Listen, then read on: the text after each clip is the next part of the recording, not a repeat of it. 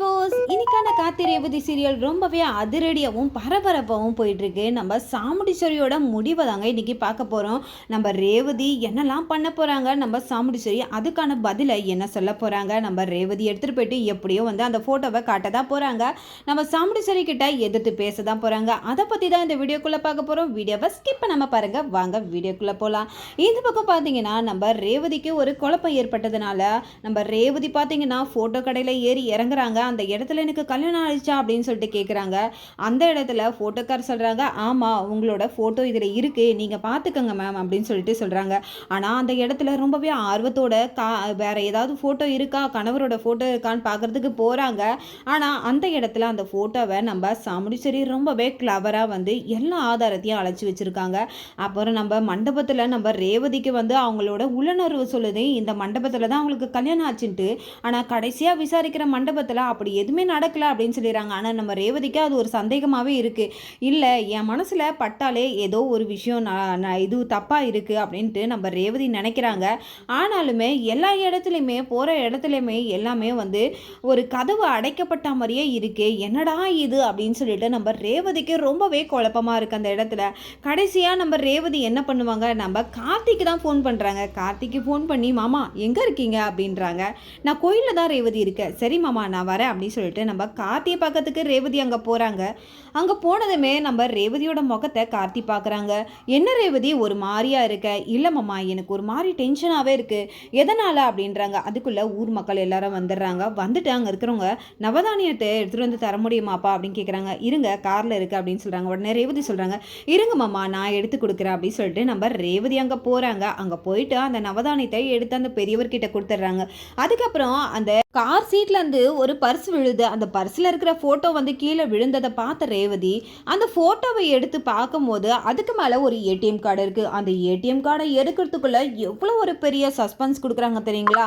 அதை பார்க்குறதுக்கு ரொம்பவே இதுவாக இருக்குது. ஐயோ யார் ஃபோட்டோ அப்படின்ற ஒரு நம்மளுக்கு உணர்வை அந்த இடத்துல தூண்டும். அந்த மாதிரி தான் இருந்ததுன்னே சொல்லலாம் அந்த காட்சியை பார்க்கும்போது. அதுக்கப்புறம் அந்த ஃபோட்டோவை எடுத்து பார்த்தா நம்ம கார்த்தியோட ஃபோட்டோ. அதை பார்த்து நம்ம ரேவதி அவங்க கையில் வச்சுருக்க ஃபோட்டோவை பார்க்குறாங்க. அந்த சைடில் இருக்கிற ஆளை அந்த எவிடன்ஸ் அழைச்சி வச்சுருக்காங்களா, அதுதாங்க நம்ம கார்த்தி. அந்த இடத்துல நம்ம ரேவதி கன்ஃபார்மே பண்ணிடுறாங்க. அப்போ நம்ம கார்த்தி மாமா தான் நம்மளோட புருஷனா அப்படின்னு சொல்லிட்டு அந்த இடத்துல அவங்க சந்தோஷப்படுறதா, இத்தனை வருஷம் வாழ்க்கையை நம்ம இத்தனை நாள் மறைச்சி வச்சுருக்காங்கன்னு சொல்லிட்டு வேதனைப்படுறதான்னு தெரியாமல் நம்ம ரேவதி ரொம்பவே உருக்குலைஞ்சு போய் அந்த இடத்துல நிற்கிறாங்க. அப்புறம் ரேவதி என்ன பண்ணுறாங்க, அதிரடியாக நம்ம கார்த்திகிட்ட தான் போக போகிறாங்க. இப்போ அந்த ஃபோட்டோவை எடுத்துகிட்டு போயிட்டு கேட்குறாங்க, நான் உங்ககிட்ட கொஞ்ச நேரம் பேசலாமா? என்ன ஆச்சு ரேவதி, உன் முகமே சரியில்லை, நான் இப்போ உங்ககிட்ட பேசலாமா மாமா அப்படின்றாங்க. சரி வா பேசலாம் அப்படின்றாங்க. அதுக்கப்புறம் கோயில் முன்னாடியே நிற்க வச்சு ரேவதி கேட்குறாங்க, மாமா எனக்கு நீங்கள் ஒரு விஷயத்த பொய் சொல்லாமல் சொல்லணும் அப்படின்னு சொல்லிட்டு சொல்கிறாங்க. அப்போ நம்ம கார்த்திக்கு ஒரு மாதிரி படபடப்பாகிடுது. என்ன இவ ஏதோ ஒரு மாதிரி பொடி வச்சா மாதிரி பேசிக்கிட்டு இருக்கா, ஏதாவது உண்மை தெரிஞ்சிடுச்சா அப்படின்னு சொல்லிட்டு நம்ம கார்த்தி ஒரு பக்கம் டென்ஷனாகவே இருக்காங்க. என்ன ரேவதி எதுக்காக இப்படிலாம் கேட்குற, என்கிட்ட நீங்கள் உண்மையை மட்டும்தான் சொல்லணும், யாருக்காகவும் எதுக்காகவும் பொய் சொல்லக்கூடாது அப்படின்றாங்க. அப்போ நம்ம ரேவதி சொல்கிறாங்க, மாமா உங்களுக்கும் எனக்கும் கல்யாணம் ஆகிடுச்சோ அப்படின்றாங்க. என்ன ரேவதி பேசுகிற, என்ன ஏன் இப்படிலாம் கேட்குற அப்படின்றாங்க. மாமா உண்மையை மட்டும் சொல்லுங்கள் அப்படின்றாங்க. அப்போ நம்ம கார்த்தி நம்ம ரேவதி கிட்ட என்னென்னமோ சொல்லி சமாளிக்கிறாங்க. உடனே ரேவதி என்ன பண்ணுறாங்கன்னா தலையில் தூக்கி கையை வச்சிடறாங்க. என் மேலே சத்தியம் பண்ணி சொல்லுங்கள், உங்களுக்கும் எனக்கும் கல்யாணம் ஆயிடுச்சா அப்படின்றாங்க. நம்ம கார்த்தியால் மறுக்க முடியாது. இப்போ மட்டும் உண்மையை சொல்லுங்கள் மாமா, நீங்கள் எப்போவுமே தப்பிக்க முடியாது என்கிட்ட அதுக்கான ஆதாரம் இருக்குது அப்படின்றாங்க. உடனே கார்த்திகிட்ட நம்ம ரேவதி அந்த ஃபோட்டோவை காட்டுறாங்க. நம்ம கார்த்தி அதை பார்த்து ரொம்பவே அதிர்ந்து போயிடுறாங்க. இது எப்படி உனக்கு கிடச்சிது அப்படின்னா, நீங்களும் ஏதாவது கதை சொல்ல போகிறீங்களா மாமா அப்படின்றாங்க. அப்போ உனக்கு இதுக்கு முன்னாடி யாராவது கதை சொல்லியிருக்காங்களா? நான் இதுக்காக எல்லா இடத்துலையும் அலைஞ்சேன், எல்லா இடத்துலையுமே ஆதாரத்தை எனக்கு கிடைக்கக்கூடாதுன்னு சொல்லிட்டு எல்லாமே ஒரு சதி வேலையாக இருக்குது. இப்போலாம் இந்த ஒரு எவிடன்ஸ் கிடச்சதுக்கப்புறம் நான் இவ்வளோ நாள் தேடி இருந்த இதுக்கு பின்னாடி யாரோ இருக்காங்க அப்படின்னு தான் தெரியுது அப்படின்னு சொல்லிட்டு நம்ம ரேவதி கார்த்திகிட்ட சொல்கிறாங்க. அப்போ நீங்கள் தான் எனக்கான உண்மையை சொல்கிற ஆள், நீங்கள் உண்மையை தான் சொல்லுவீங்க நான் நம்புகிறேன் அப்படின்னு சொல்லிட்டு நம்ம ரேவதி கேட்குறாங்க. அப்போ நம்ம கார்த்தி சத்தியம் பண்ணதுனால அவங்க எல்லாமே ரேவதி கிட்ட சொல்லிடுறாங்க. ஆமாம் ரேவதி, உனக்கும் எனக்கும் கல்யாணம் ஆயிடுச்சு. ஆனால் உங்கள் அம்மாவுக்கு எங்கள் குடும்பத்தை பிடிக்காதுல்ல. அன்னைக்கு நடந்த ஒரு விஷயத்தை வச்சுக்கிட்டு தான் இன்னைக்கு உன்னை என்ன வாழ விடாமல் பண்ணிட்டாங்க அப்படி சொல்லிட்டு நம்ம ரேவதி கிட்ட கார்த்தி சொல்கிறாங்க. என்னம்மா சொல்கிறீங்க? நான் உங்கள் ஒய்ஃபு, என்ன வந்து நீங்கள் வீட்டுக்கு கூட்டிகிட்டு போயிருக்கலாமே. அப்படி முடியாது. ஏன்னா வந்து உனக்கு பழசெல்லாம் மறந்துடுச்சு. அப்புறம் எப்படி நான் உன்னை கூட்டிகிட்டு போய் என் கூட வச்சுருக்க முடியும்? உங்கள் அம்மா சொல்கிறத தானே நீ அந்த நாளில் கேட்டுட்டு இருந்த. இது வரைக்குமே உங்கள் அம்மா சொல்கிறத தானே நீ நம்பிக்கிட்டு இருந்த. இப்போ உனக்கு உண்மை தெரிஞ்சதுனால தானே எனக்கு இந்த மாதிரி கேட்டுட்ருக்க. அப்படி நான் எப்படி வந்து நான் உன்னை அந்த நேரத்தில் எல்லா உண்மையும் நீ மறந்ததுக்கப்புறம் நான் உன்னை எப்படி ரேவதி கூட்டிகிட்டு போவேன்? அதுவும் சரிதான் அப்படி சொல்கிறாங்க. அப்போ யாராவது முயற்சி பண்ணியிருக்கலாம். அதுக்கு தானே டாக்டர் வந்து சொல்லிட்டாங்க, உனக்கு உண்மையை சொன்னால் உனக்கு ஏதாவது உயிருக்கு ஆபத்து ஏற்பட்டுரும் அப்படின்ட்டு. நான் உன் மேலே உயிரே வச்சுருக்கேன். உனக்கு எதனா ஒன்றா என்னால் தாங்க முடியுமா? அதனால தான் உனக்கா இதெல்லாம் தெரிய வரணும் அப்படின்னு சொல்லிட்டு தான் நான் ரொம்ப நாள் வந்து இதுக்காக காத்துட்ருந்தேன். இப்போ அந்த டாக்டர் பொண்ணும் வந்து உண்மையை சொல்லிச்சு. அதை வந்து உங்கள் சித்தி வேறு மாதிரி சொல்லி மழுப்பிட்டாங்க.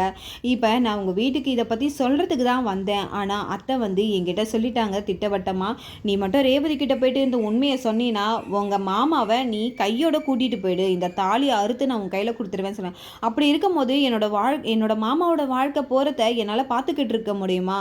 அதனால என்னோட எல்லா ஆசையும் நான் வந்து என்னோட புதைச்சிக்கிட்டேன் அப்படின்னு சொல்லிட்டு அந்த இடத்துல நம்ம கார்த்தி சொல்கிறாங்க. ஓ, இந்த அளவுக்கு அவங்க ரிஸ்க் எடுத்திருக்காங்களா, இப்படிலாம் பண்ணிக்கிட்டு இருக்காங்களா அப்படின்னு சொல்லிட்டு நம்ம ரேவதி இப்போ அதிரடியாக முடிவெடுக்கிறாங்க.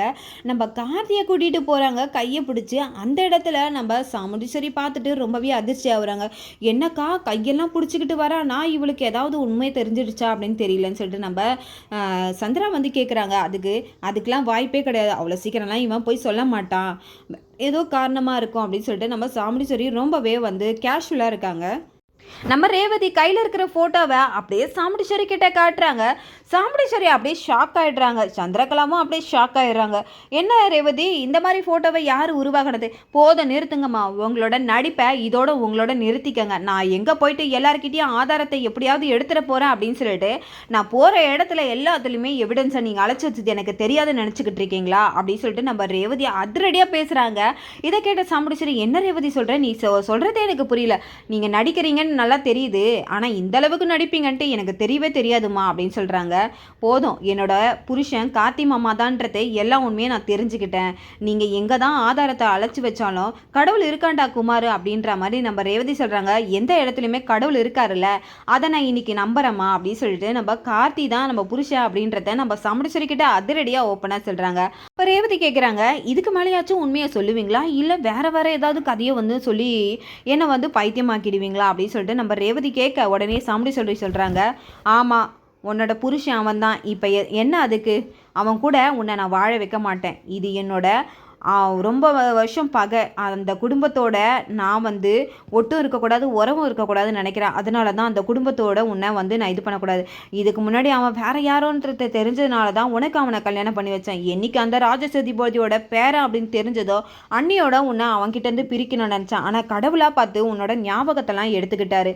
அதனால தான் அதை நான் வந்து எனக்கான சாதகமாக நான் பயன்படுத்திக்கிறேன். இதை சொல்ல உங்களுக்கு அசிங்கமாக இல்லையாம்மா?